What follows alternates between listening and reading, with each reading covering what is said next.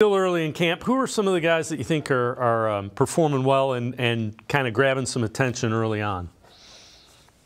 The first one that really stands out to me, and I think he has a good chance to make this roster, is Jalen Darden, a wide receiver we claimed off waivers last year from the Tampa Bay Buccaneers.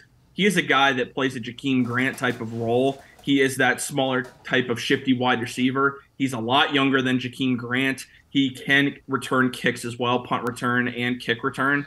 I think that gives him a really good shot to make this roster. Not only has he had a couple of plays in training camp that have been impressive, but he worked out a lot this offseason with Deshaun Watson. I think if he can show that he can be that capable returner, I think he's going to make this roster over Jakeem Grant. So really like Jalen Darden, especially if Marquise Goodwin, we don't know his situation. If he isn't able to play this year, I think that locks Darden onto the roster.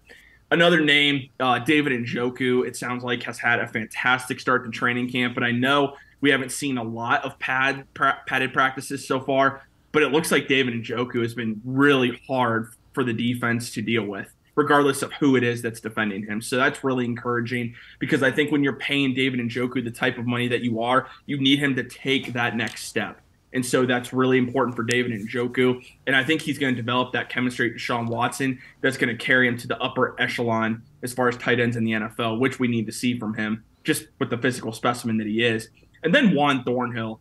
You see him making a couple plays in camp, but also you just see a swagger that he brings to that defensive side of the ball. And I think you need that. He's got that Super Bowl winning experience, but also he's coming, and it seems like he's already becoming a vocal leader of that defense. I really like what he's bringing to the table, and it's early. We've seen 1 week of training camp, so how much can you really base what you're seeing off 1 week?